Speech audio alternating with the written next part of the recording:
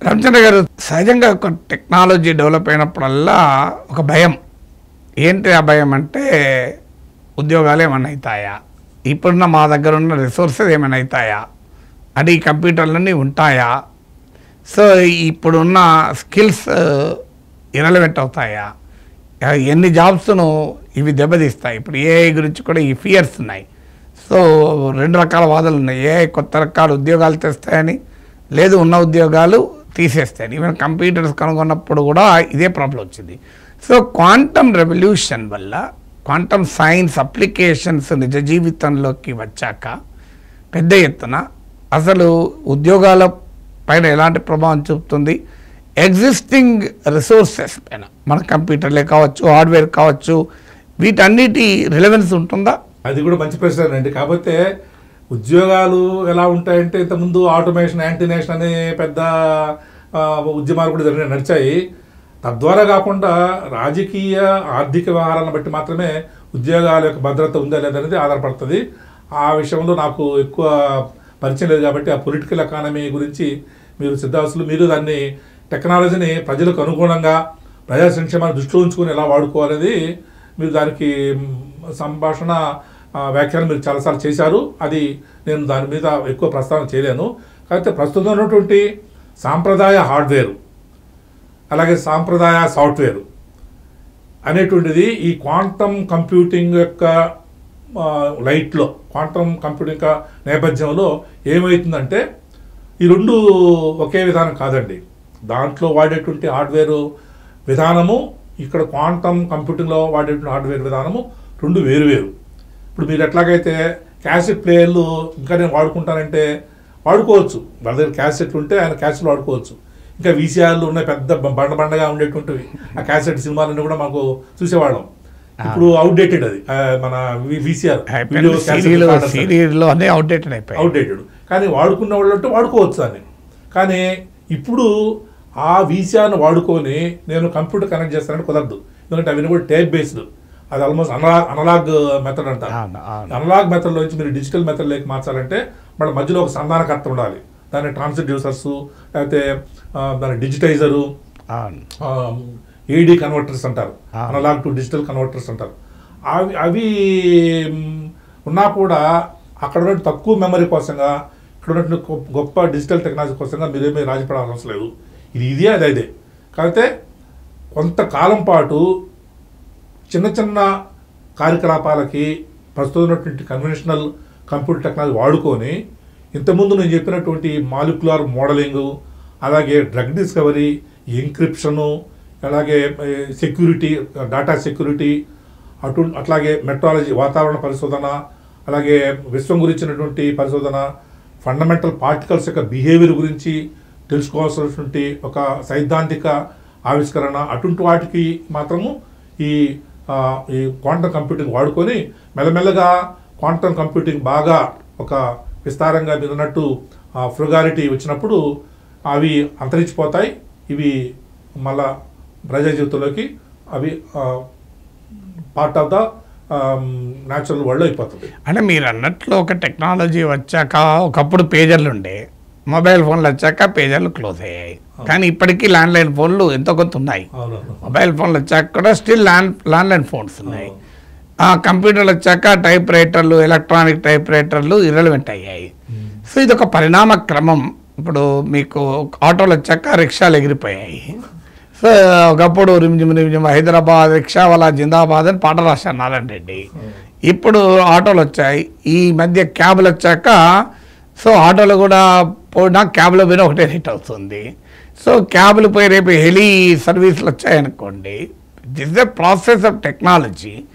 దీన్ని ఒక రకమైన ఇన్ఎవిటబుల్ ప్రాసెస్, ఎవరు నచ్చినా ఇదొక ఎవల్యూషన్ జరుగుతూనే ఉంటుంది, అనివార్యమైన పరిణామ క్రమం. ఎందుకంటే యూ కెనాట్ గో బ్యాక్. టీవీలు వచ్చాక పనికి మాలిన షౌటింగ్ మ్యాచెస్ అయ్యాయి, రోజు పనికి మాలిన సీరియల్స్ అంటాం. కానీ can we go back to day without TV? It's just not possible. TV లేని కాలానికి అయితే మనం వెళ్ళలేము. అందువల్ల శాస్త్ర సాంకేతిక పరిజ్ఞానం యొక్క పరుగులు తీస్తున్న సమయంలో కొంత కొలేటరల్ డ్యామేజ్ ఉంటుంది. ఆ కొలేటరల్ డ్యామేజ్ నుంచి రక్షించుకోబడాలి అంటే మనము ఆ టెక్నాలజీకి ప్రిపేర్ అయి ఉండాలి. నేను ఒకప్పుడు పేపర్లో రాసేవాడిని, ఆ తర్వాత టీవీలో మాట్లాడడం మొదలుపెట్టాను, తర్వాత వెబ్సైట్లకు రాయడం మొదలుపెట్టాను. ఇవన్నీ కంటిన్యూ చేస్తున్నాను ఇప్పటికి. ఇప్పుడు వచ్చి నా సొంత యూట్యూబ్ ఛానల్ పెట్టుకున్నాను. రేపు బహుశా ఆగ్మెంటెడ్ రియాలిటీలోకి ఎంటర్ అవుతానో, రేపు దేంట్లోకి ఎంటర్ అవుతానో నాకే తెలియదు. రేపు మీరు క్వాంటమ్ కంప్యూటింగ్ నాగేశ్వర అవుతారు మీరు. అవుతారో తెలియదు. అంటే నాకు ఆలోచన కూడా ఉంది. నేను ఇప్పుడు నా ఒక 20 ఏళ్ళలో 30 ఏళ్ళు ఎన్నో ఏళ్ళు బతికినాక నన్ను నేను శాశ్వతం చేసుకోవటానికి ఒక నాగేశ్వర అవతారాన్ని సృష్టించి నేను అప్పటికి ఒక కొన్ని వేల వీడియోలు ఉంటాయి కనుక ఆ వేల వీడియోలను జనరేటివ్ ఏఐకి ఇచ్చి, లేదా ఇంకా అంతకన్నా తర్వాత వచ్చే కొత్త ఏఐకి ఇస్తే అది నా మైండ్ యొక్క ప్యాటర్న్ ఆఫ్ థింకింగ్ను పసిగట్టి వస్తున్న సమకాలీన పరిణామాలు, నా అనంతరం వచ్చే సమకాలీన పరిణామాల్ని నాగేశ్వరే బతికుంటే ఎలా విశ్లేషించగలుగుతాడో విశ్లేషించి నా ఏఐ అవతార్ ద్వారా దాన్ని చెప్పించడం. అంటే దట్ విల్ మేక్ మీ శాశ్వతం అనేది నా ఆలోచన.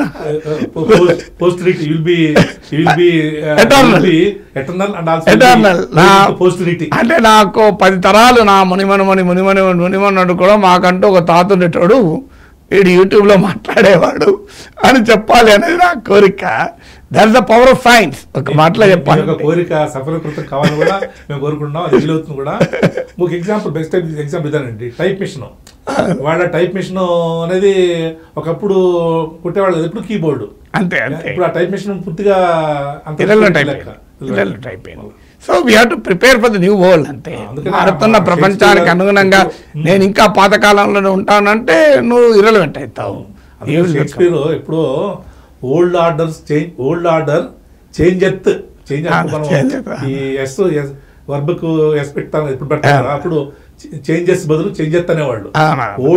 Old order changeth yielding place to new అనే ఒక సెంటెన్స్ వాళ్ళ డ్రామాల్లో. అవును, మహాకవి శ్రీశ్రీ కూడా వయస్సు మళ్ళిన ఎముకలు కుళ్ళిన సోమరు లారా చావండి అన్నాడు కదా. రక్తం మండే శక్తి నిండే యువకులు లారా లేవండి అన్నాడు. అంటే కొత్త మార్పులకు మనము ఆహ్వానం పలకాల్సిందే, సిద్ధపడాల్సిందే. ఇవాళ మన ఇంజనీరింగ్ కాలేజీల స్టాండర్డ్ చూస్తున్నాం, స్కూల్ ఎడ్యుకేషన్ స్టాండర్డ్ చూస్తున్నాం. మీలాంటి వాళ్ళు, నాలాంటి వాళ్ళు చాలా కాలంగా అసలు ప్రశ్నించడమే నేర్పని తరగతి గదులను చూస్తున్నాం.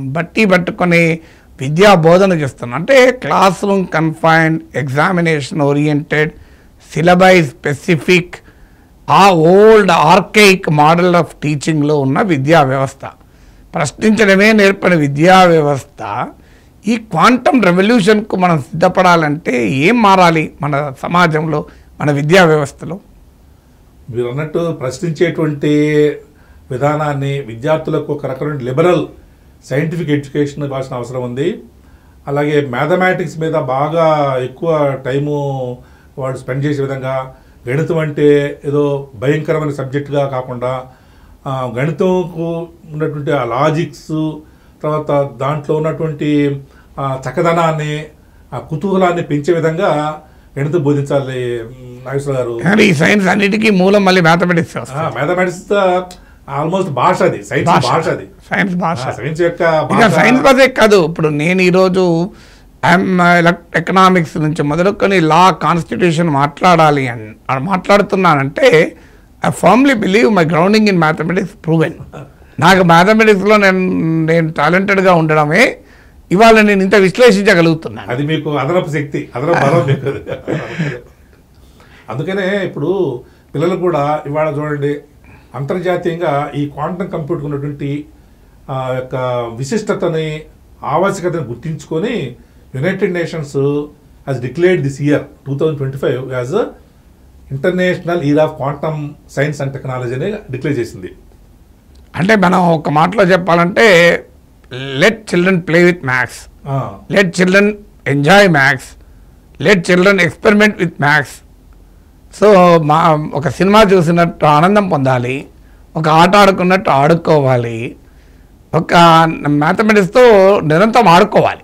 ఆ రకమైన విద్యా వ్యవస్థ మనకు రాగలిగితే ఈ కొత్త ప్రపంచానికి మనం కాస్తంతైనా సిద్ధపడే వాళ్ళు అవుతామేమో. ఎగ్జాక్ట్లీ. అందుకనే మనం క్లాసుల్లో సమర్థవంతం ఉన్నటువంటి గణిత బోధకులు ఉన్నట్టయితే మీకు పాఠం చెప్పినటువంటి ఉపాధ్యాయులు కానివ్వండి, మాకు పాఠం చెప్పినటువంటి ఉపాధ్యాయులు కానివ్వండి, గణితంలో ఆసక్తిని పెంపొందించారు కాబట్టి పట్ల ఇష్టంగా నేర్చుకున్నాం, కష్టంగా కాకుండా బట్టి పెట్టి కాకుండా.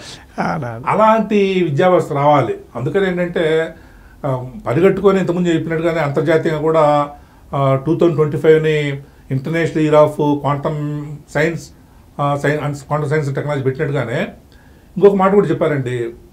14th April every year we celebrate it as Ambedkar Jayanti, కానీ ఇంటర్నేషనల్గా దానికి వరల్డ్ క్వాంటమ్ మెకానిక్స్ డే అని పెట్టారు. ఎందుకంటే అది మ్యాక్స్ ప్లాంక్ అనే ఆయన మనకు అట్లా జాతిపిత ఫాదర్ ఆఫ్ నేషన్ అంటారు కదండి, అలాగే ఫాదర్ ఆఫ్ క్వాంటమ్ మెకానిక్స్గా మ్యాక్స్ ప్లాంక్ అనే ఆయనకి ఆ యొక్క గుర్తుంది. దానికి ఒక కాన్స్టెంట్ ఉంది, ఆయన పేరుతో ఒక నెంబర్ ఉంది. ఎలాగైతే కాంతి వేగానికి ఒక నెంబర్ ఉందో ఇంతకంటే ఎక్కువ వేగంగా పోలేదు వ్యాక్యూమ్లో. కాంతి వేగాన్ని మించి ఎవరు ప్రయాణించాలంటారు కదండి, అది 3 × 10⁸ అన్నట్టు. అలాగే మన క్వాంటమ్ మెకానిక్స్లో ఈ అక్షరం రాకుండా ఉండదు అన్నట్టు. ప్లాంక్స్ కాన్స్టెంట్ అని ఒక అక్షరం హెచ్ అనే దాంతో గుర్తుపెడతారు దాని విలువ 14.4 ఎలక్ట్రాన్ వోల్ట్ అంటారండి. 14.4 ఈ మన క్యాలెండర్లోకి మార్చుకొచ్చారు. క్యాలెండర్ మార్చుకొచ్చి ఏం చేశారు, 14th day 4th month. April 14th is celebrated all over the world as world quantum day. Unfortunately మన మీడియా పట్టించుకోదు. మన మీడియా ఇంకా బైనరీనే, నువ్వు ఆ పార్టీకి అనుకూలమా ఈ పార్టీకి అనుకూలమా అంటే నువ్వు ఈ ఒపీనియన్తో ఉన్నావా లేవా, వాడు మల్టిపుల్ ఒపీనియన్స్ ఉంటాయి ఈ ప్రపంచంలోనే నమ్మరు. సో అందువల్ల మన ప్రభుత్వాలకు సెరిమోనియలే. అందువల్ల మనలాంటి వాళ్ళమైనా ఈ సైన్స్ని జనంలోకి తీసుకెళ్లేటువంటి కృషి ప్రాధాన్యతను చెప్తూ ఉన్నాము. సో ప్రజలకు సైన్స్ను, శాస్త్రీయ దృక్పథాన్ని పెంచాల్సిన అవసరాన్ని మరోసారి తెలియజేస్తుంది.